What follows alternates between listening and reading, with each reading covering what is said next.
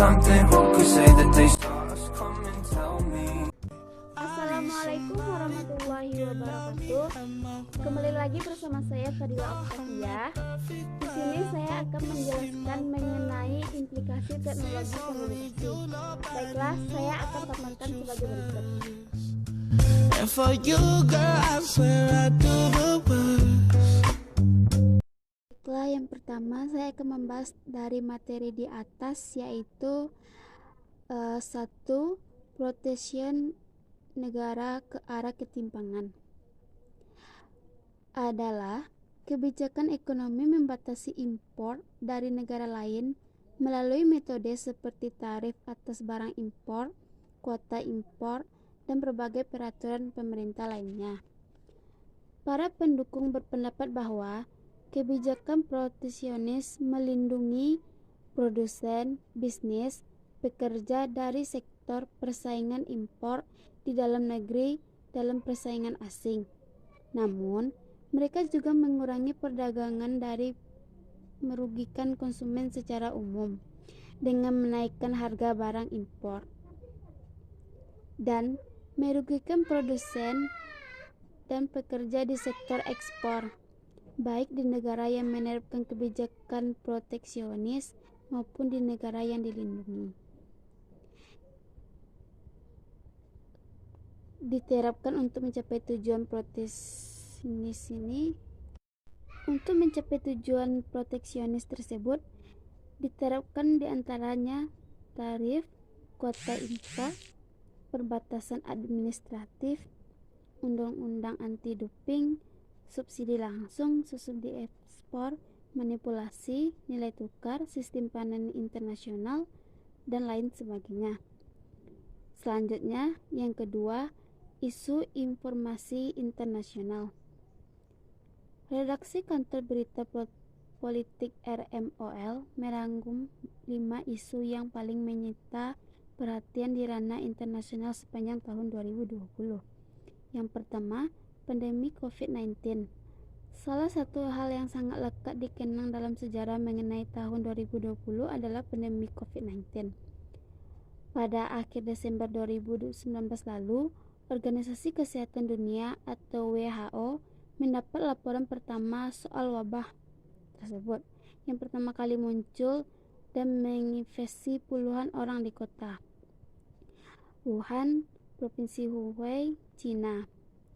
Ada dugaan dan spekulasi yang berkembang bahwa wabah tersebut pertama kali muncul dari pasar hewan dan makanan laut. Dan yang kedua, konflik Nagorno-Karabakh. Perhatian dunia internasional pada tahun ini juga tertuju pada tersebut. Konflik ini sebenarnya merupakan cerita lama, terutama peninggalan Uni Soviet, namun sehingga tahun 2020 ini masih menjadi sengketa antara dua negara tetangga tersebut. Dengan pada tanggal 15 Juni 2020, konflik kembali membara di daerah tersebut. Militer Armenia dan Azerbaijan kembali terlibat konflik bersenjata di perbatasan yang menyebabkan sedikitnya 16 tentara tewas dari kedua kubu.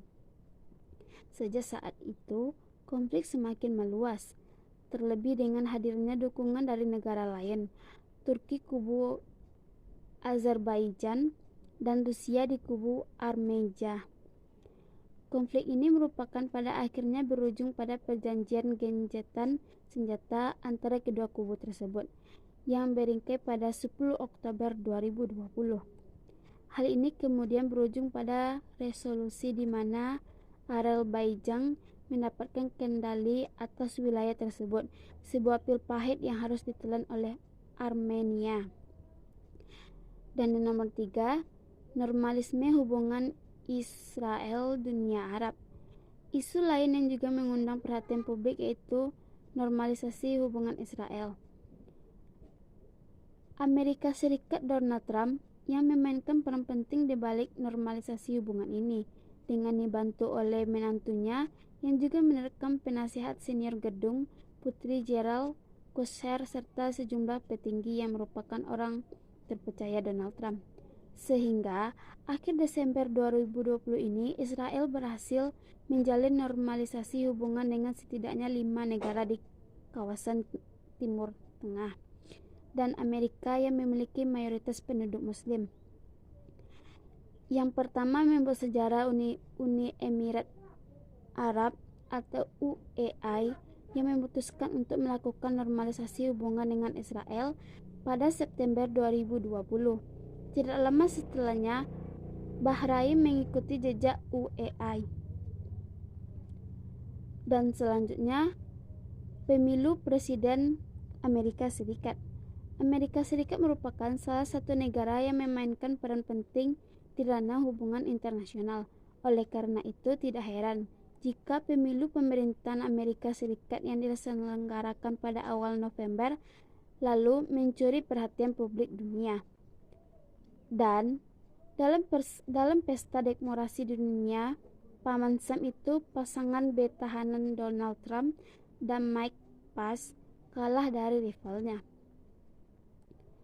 Pada masa awal setelah pemilu digelar, kubu Donald Trump ogah mengakui kemenangannya Biden dan bersikukuh untuk mengajukan gugatan di sejumlah wilayah. Meskipun begitu, pada awalnya hasil resmi menunjukkan bahwa Bidenlah yang akan menggantikan Trump di kursi nomor 1 Amerika Serikat. Selanjutnya, kemenangan Biden di Amerika Serikat banyak diartikan sebagai harapan baru dan kebijakan Amerika Serikat ke depannya, dan diprediksi akan mengubah pesta perpolitikan global di masa yang akan datang. Dan yang terakhir, vaksin COVID-19. Di tengah pandemi COVID-19 yang masih menghantui banyak negara, di sepanjang tahun 2020, banyak negara dan perusahaan di seluruh dunia yang berlomba untuk menuntaskan vaksin COVID-19. Banyak pihak berharap bahwa hadirnya COVID-19 nantinya akan menjadi game changer bagi situasi dunia saat ini. Hingga akhir 2020, setidaknya ada 10 vaksin yang liadik dalam menghadirkan vaksin COVID-19 banyak negara di dunia. Dan yang nomor 3 yaitu masalah dunia ketiga, di antaranya kemiskinan, kekurangan listrik, kondisi pertanian memburuk, air minum dengan kualitas buruk, terorisme, pekerja anak di bawah umur, dan sarana kesehatan yang buruk. Dan yang keempat, kepribadian negara ketiga. Istilah negara dunia ketiga marak didengungkan di media massa. Banyak yang menyentuh meskipun tidak mengerti dengan betul apa yang dimaksud dengan dunia ketiga. Terminologi dunia ketiga dimulai sejak Perang Dingin dan digunakan untuk mengidentifikasi mereka yang tidak bergabung dengan dunia pertama, yaitu NATO dan kapitalisme, dan dunia kedua yaitu Uni Soviet dan komunisme. Seiring dengan perkembangan zaman, negara-negara yang bergabung dalam kelompok dunia ketiga ternyata menyimpan masalah hingga lebih layak dimasukkan ke dalam negara miskin. Dan yang kelima, perkembangan informasi. Teknologi informasi menggambarkan perkembangan peradaban manusia yang diiringi melalui perkembangan cara penyampaian informasi. Dulunya manusia purba menyampaikan informasi melalui lukisan di dinding. Pada zaman sejarah, bahasa dipakai sebagai alat tukar informasi, hanya saja bahasa lisan memiliki kelemahan, yakni informasi mudah dilupakan dan tidak disimpan lama. Termasuk ada keterbatasan jangkauan suara, lalu sedikit lebih maju berkembang menggunakan gambar, dan dari zaman purba sampai sekarang. Dan yang terakhir, dilema teknologi komunikasi. Di antaranya yang pertama, bidang pendidikan dalam mengubah proses pembelajaran, dan yang kedua, bidang kesehatan dalam bidang kesehatan, dan yang ketiga, bidang transportasi, penggunaan titik pada bidang transportasi, dan yang keempat, bidang jasa pengiriman saat ini makin maju. Kelima, bidang bisnis.